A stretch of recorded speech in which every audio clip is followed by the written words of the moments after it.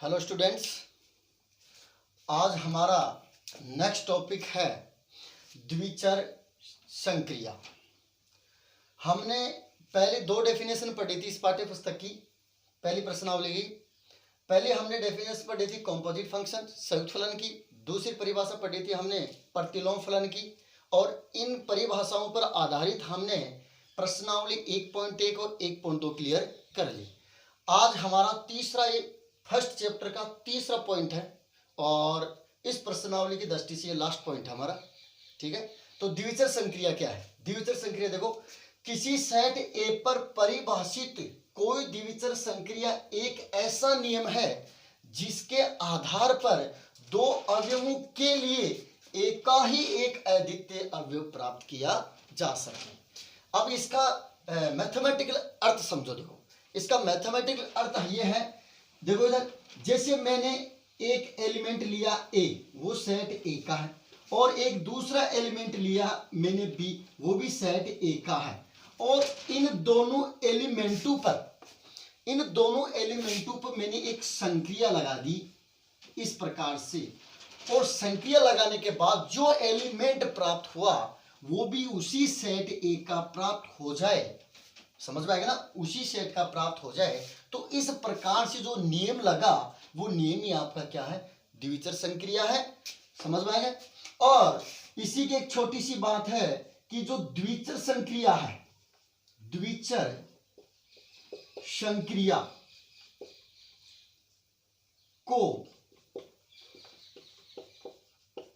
सामान्यतः है, ये जो कोई सिंबल दर्शाया ना मैंने, इसको स्टार से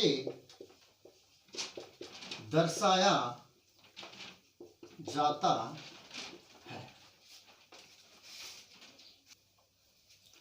देखो आगे मुख्य तथ्य, जो अभी मैंने जो डेफिनेशन बताई उस पर आधारित कुछ मुख्य तथ्य हैं, कुछ मुख्य बातें उनको ध्यान में रखना है। जैसे पहली बात है, प्राकृत संख्याओं के सेट एन में योग तथा गुणन द्विआधारी संक्रिया है, बाइनरी ऑपरेशन है। ये फिक्स बात है, ध्यान रखना इसको। क्यों है इसका कारण देता हूं। इधर देखो, योग और गुणन। इधर देखो, प्राकृत संख्या में मैं दो संख्या ले लेता हूं। जैसे मान लो मैंने एक संख्या ली 3 और एक संख्या ली, ये संख्या 3 है वो नेचुरल नंबर है, और एक संख्या ले ली मैंने 4, वो भी एक नेचुरल नंबर है। ठीक है, अब यहां पर मैं योग संक्रिया लगाता हूं इनके मध्य। योग संक्रिया लगा दो, देखो 3 + 4 बराबर कितना आएगा? 7। क्या ये 7 नेचुरल नंबर नहीं? तो देखो परिभाषा को फॉलो कर रहा है आपकी, अभी बाइनरी ऑपरेशन की जो मैंने डेफिनेशन बोला उस डेफिनेशन को फॉलो कर रहा है कि ये इसमें उसी सेट में वापस कंटेन कर जाते हैं एलिमेंट। देख लो अच्छी तरह से। उसी प्रकार से गुणन के लिए देखो, इन्हीं के मध्य गुणन के लिए 3.4 कितना हो गया? 12। 12 भी क्या है? आपकी प्राकृत संख्या है। ठीक है, इस प्रकार से तो ध्यान में रखना, प्राकृत संख्याओं के सेट n में योग तथा गुणन एक द्विआधारी संक्रिया है। दूसरी बात देखो, पूर्णांकों के सेट z, एक पूर्णांकों का सेट z है, में योग गुणन और व्यवकलन द्विआधारी संक्रिया है। अब देखो सर, बात करोगे सर यहाँ पर व्यवकलन क्यों नहीं है? क्यों यहाँ पर व्यवकलन जो आपकी व्यवकलन संक्रिया है वो द्विआधारी संक्रिया नहीं होती है। किसमें? प्राकृत संख्याओं में। क्यों नहीं होती है उसका यहां पर एग्जांपल दे देता हूं। जैसे मान लो मैंने अभी काम किया 3 - 4, देखो 3 भी एक प्राकृत संख्या है, 4 भी एक प्राकृत संख्या है, और मैंने व्यवकलन संक्रिया लगा दी। यहां पर कितना प्राप्त हो रहा है? -1। क्या -1 प्राकृत संख्या है? नहीं है, इसलिए नॉट कंटेन n, इसलिए आपकी व्यवकलन जो संक्रिया है वो द्विआधारी संक्रिया का काम नहीं करती है। किसमें? सेट n में। अब यहां पर देखो, यहां पर पूर्णांकों का सेट है जिसमें संख्या कैसी चलती है? प्लस माइनस में चलती है। ठीक है, उसमें योग संक्रिया भी द्विआधारी संक्रिया का काम करेगा, गुणन भी करेगा, और इसमें व्यवकलन भी करेगा। ठीक है, ये बात समझ में आई। नेक्स्ट देखो, एग्जांपल ले सकते हो आप आसानी से। देखो जैसे मान लो मैंने ले लिया 5 कंटेन z और 7 कंटेन z, तो मैंने इसमें 5 + 7 कर दिया, तो कितना आ गया? 12, वो भी z में कंटेन करेगा। और इन्हीं के मध्य ऐसे मैंने लगा दिया आपका गुणन 5.7, कितना गया? 35, वो भी आपका जेड में कंटेन करेगा, तो गुणन भी आपका द्विआधारी हो गया।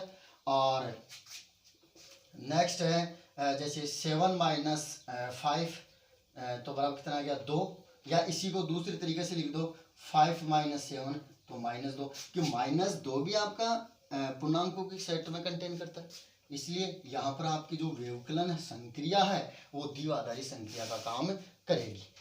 अब नेक्स्ट है आपका नेचुरल नंबर, प्राकृत संख्या, पूर्णांक संख्या, परमेय संख्या, वास्तविक संख्या, और ये है आपकी सम्मिश्र संख्या कॉम्प्लेक्स नंबर सी। ये सभी के सभी विभाजन मतलब भाग विधि, जो भाग वाले सिस्टम होता है वो विभाजन के लिए बाइनरी ऑपरेशन नहीं होता है। इसका सीधा तरीका ये होता है कि यहाँ पर यदि नेचुरल नंबर में मैं यदि विभाजन संक्रिया लगाऊंगा तो यहाँ पर जैसे मान लो 2 एलिमेंट लिया, एक तो लिया 2 और एक लिया मैंने 6, या मैंने ले लिया 7, 2 7 ले लिया और विभाजन विधि लगा दिया तो 7/2 ऐसे लिख दिया मैंने। क्या ये प्राकृत संख्या है? नहीं है, ये प्राकृत संख्या नहीं, इसमें वापस कंटेन नहीं करेगा ये, इसलिए। और यहाँ पर जेड में क्या होता है 0 आ जाता है जेड में, और क्योंकि जेड में भी जैसे मान लो ये 2 संख्या आपकी पूर्णांक है तो इसमें मैंने इस प्रकार से भाग दे दिया, तो ये भी आपकी एक कौन सी संख्या आ गई, ये आपकी आ गई पूर्णांक संख्या न होकर परमेय संख्या आ गई, लेकिन पूर्णांक में कंटेन करना चाहिए ना, क्योंकि एलिमेंट हमने पूर्णांक से लिए थे, तो इसलिए ये भी आपकी विभाजन के लिए लागू नहीं होगी। और ये परमेय संख्या वैसे विभाजन के लागू नहीं होती, क्यों? क्योंकि इसमें ध्यान में रखना 0 इसमें एक बट्टे में 0 आ जाता है, उसकी वजह से विभाजन लागू नहीं होगा। और कुछ एक ऐसी संख्या है इसमें जो अपरमेय होती है, ठीक है। रियल नंबर ऑलरेडी नहीं होगा, क्योंकि रियल नंबर इन्हीं से तो मिलकर बनी होती है, नेचुरल, पूर्णांक और परमेय से मिलकर बनी होती है, इसलिए ये आपका विभाजन लागू नहीं होगा। कॉम्प्लेक्स नंबर जो इन सब से मिलकर बनती है, प्लस कुछ एक काल्पनिक संख्या इसमें ऐड रहती है, तब ये कॉम्प्लेक्स नंबर बनता है। तो ये कॉम्प्लेक्स नंबर भी विभाजन विधि का जो विभाजन विधि में बाइनरी ऑपरेशन का काम नहीं करेगा। लेकिन एक बात इसमें मैंने जोड़ दी, Q0, R0 और C0।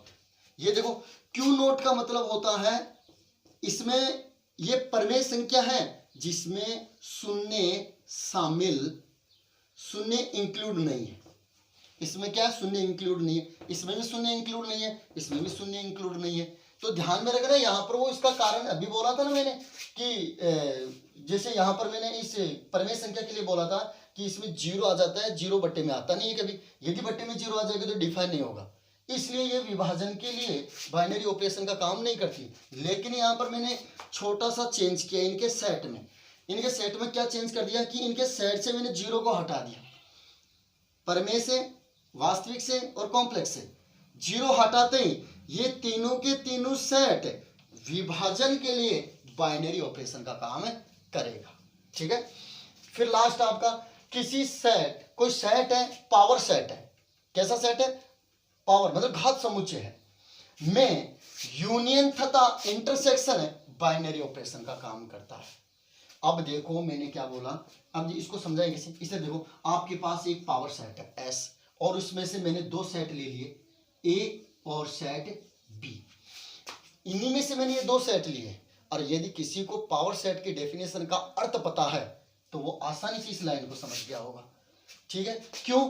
क्योंकि जब पावर सेट में से मैंने 2 सेट लिए, इन दोनों सेटों का मैं यूनियन ले लूं, सेट A यूनियन B, वो भी सेट S में कंटेन करेगा, और इन्हीं सेटों का मैं यदि इंटरसेक्शन ले लूं, A इंटरसेक्शन B, वो भी सेट S में ही कंटेन करेगा।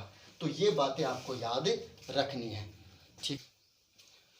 अब देखो यहां पर हम द्विआधारी संक्रिया के कुछ प्रकार पढ़ेंगे, टाइप्स ऑफ बाइनरी ऑपरेशन।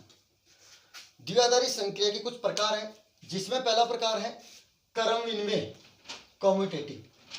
क्या है ये क्रम विनिमय? तो क्रम विनिमय देखो, आपके पास एक सेट है और उस सेट में द्विआधारी संक्रिया स्टार, एक ऐसा नियम होगा, किस प्रकार का नियम होगा? इधर देखो, उस सेट के मैंने 2 एलिमेंट लिए, उनमें मैंने बाइनरी ऑपरेशन लगाया और उन्हीं सेट में इस प्रकार से मैंने वही संक्रिया लगाई, तो दोनों संक्रिया बराबर हो जाएगी। ठीक है, तो ए स्टार बी बराबर बी स्टार ए, यदि इस प्रकार का नियम लागू होता है तो वो कहलाता है कर्विन नियम। ठीक है, दूसरा है साहचर्य नियम। साहचर्य नियम में क्या होता है, इसमें भी बाइनरी ऑपरेशन साहचर्य नियम का पालन करेगी। कब?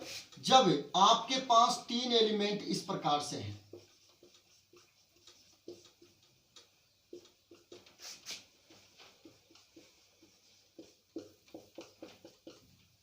इस प्रकार से नियम का पालन करती है। तो यहां पर आपको ध्यान देने योग्य बात यह है कि क्रमविनिमय नियम, तो इसका एक एग्जांपल बता देता हूं मैं। एग्जांपल देखो, इसका एग्जांपल जैसे मान लो मैंने ले लिया, आपका एक पूर्णांकों का सेट है और पूर्णांकों के सेट में मैंने योग संक्रिया लगाई, पूर्णांकों के सेट में मैंने योग संक्रिया लगाई और योग संक्रिया आपका क्रमविनिमय नियम का पालन करती है। कैसे? जैसे मान लो मैंने 2 एलिमेंट ले लिए, 2 और 3 कंटेन जेड, तो मैं इसको लिखूं 2 + 3 लिखूं या 3 + 2 लिखूं, बराबरी बात है। तो ये आपका क्रमविनिमय नियम हो जाएगा। शास्त्रीय नियम की बात कर लूं, वही मैंने पूर्णांकों का सेट ले लिया एक, और पूर्णांकों के सेट में मैंने 3 एलिमेंट ले लिए, 2 3 4, तो मैं इसको ऐसे लिखूं 2 + 3 + 4, और चाहे मैं इसको 2 + 3 + 4, तो शास्त्रीय नियम का पालन हो जाएगी। अब देखो नेक्स्ट वीडियो में हम द्विआधारी संक्रिया का तत्समक अवयव और प्रतिलोम अवयव के बारे में हम चर्चा करेंगे। धन्यवाद।